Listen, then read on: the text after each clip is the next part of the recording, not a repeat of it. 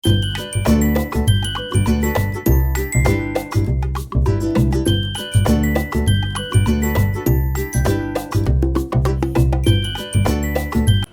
কেমন আছেন? আশা করছি সবাই ভালো আছেন। আমার একটি ব্লগে আপনাদের অনেক স্বাগত। আজ সোমবার, আজকে রাখি পূর্ণিমা, আর আমরা যাচ্ছি ডাক্তার দেখাতে। 7 দিন পর যে চেক আপটা থাকে সেই চেক আপটা করতেই যাচ্ছি। বৃহস্পতিবার যাওয়ার ডেট ছিল, কিন্তু বৃহস্পতিবার আর যাওয়া হয়নি, তাই সোমবারেই যাচ্ছি।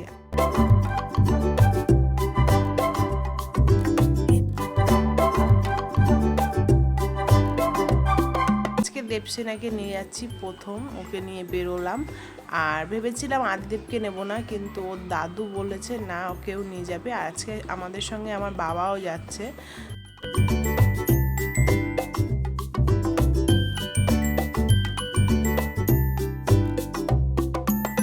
9 মাসের এই জার্নিংটা আজকে আমার শেষ হয়ে যাবে, তো মনে মনে একটু আনন্দও লাগছিলো, আবার কষ্টও হচ্ছিল।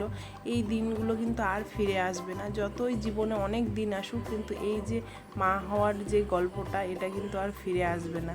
আর একটা কথা ভেবে ভালো লাগছিলো, এবার আমি আমার আদিদেবকে মন ভরে কোলে নিতে পারবো। যে 9 মাস আমি ওকে ভালোভাবে কোলে নিতে পারিনি, এবার আমি আর কদিন পর সুস্থ হয়ে গেলে ওকে আমি অনেক কোলে নিতে পারবো।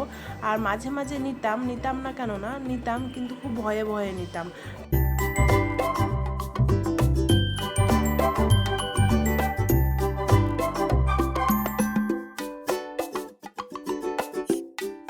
এখন যেহেতু চারিদিকে বর্ষা লেগেছে, তাই না মাঠ ঘাট পুকুর সব জলে থই থই করছিল, দেখতে ভীষণই ভালো লাগছিল, তাই আমি ভিডিওগুলো করছিলাম। আর জানেন তো, আমাদের এখানে প্রায় গ্রাম বাংলার দিকে দেখতে পাওয়া যায় ছোট ছোট মাটির বাড়ি, খুব ভালো লাগে। আমাদের গ্রামেও আছে, আমাদেরও আগে ছিল।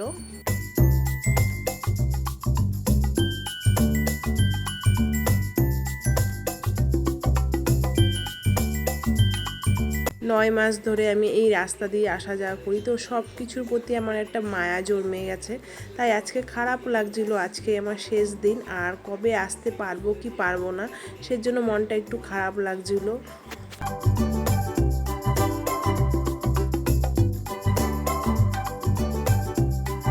আর এইদিকে আদিদেব কিন্তু ভীষণই বিরক্ত করছিল, ও শুধু বলছিল গেটটা খুলে দিতে, ও আর কিছুতেই থাকবে না, ও নিচে নেমে যাবে বলছিল। তো অনেক রকমভাবে আমি বুঝাচ্ছিলাম, বাইরের দৃশ্য দেখাচ্ছিলাম, গরু ছাগল এসব বলে বলে।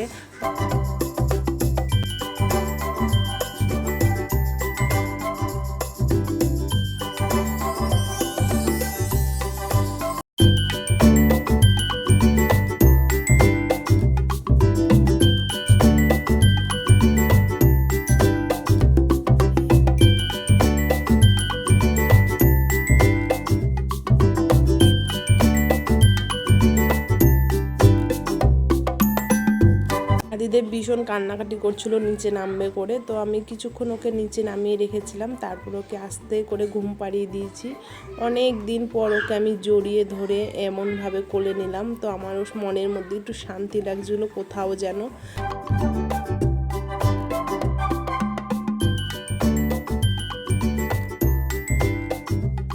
আজকে যেহেতু রাখি পূর্ণিমা, তাই বাজারে দেখুন কত ভিড়, বিশেষ করে বোনেরা ভিড় জমিয়েছে রাখির দোকানে। আজকে তো বোনেদেরই বাজার, কারণ দাদাকে রাখি পরাবে আর দাদাদের কাছ থেকে অনেক গিফট নেবে।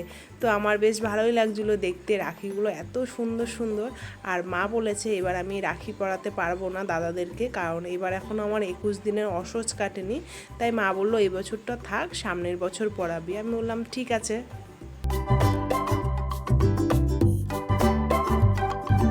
আমরাও এবার চলে আসলাম আমাদের গন্তব্যস্থলে। এবার আমরা তাড়াতাড়ি ঝটপট ডাক্তার দেখিয়ে তাড়াতাড়ি করে বাড়ি চলে আসবো, কারণ আজকে আমার বেশি কিছু দেরি হবে না, খুব তাড়াতাড়ি হয়ে যাবে।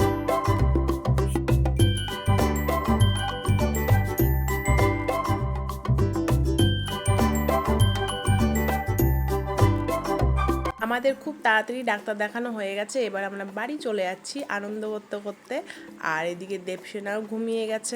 আদিদেবকে একটা আইসক্রিম খাওয়াতে হবে, কারণ ও প্রচণ্ড বায়না করছিল আইসক্রিম খাবে। আর যেহেতু কিছুদিন পর দুর্গা পুজো, তাই আকাশই বলে দিচ্ছে যে মা আসবে। চারিদিক পুরো ঝলমলে ওয়েদার, ভীষণ সুন্দর লাগছিল ওয়েদারটা আজকের।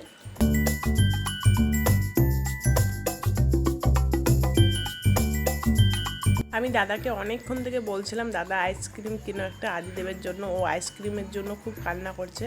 তো রাস্তায় ভীষণই গাড়ি ঘোড়ার ভিড় লেগে গেছিলো, তার জন্য খুব তাড়াতাড়ি করে অল্প সময়ের মধ্যে কেনা হলো। আর আইসক্রিমটা কিন্তু ভীষণই স্বাদ ছিল, আমার মাও বলছিল।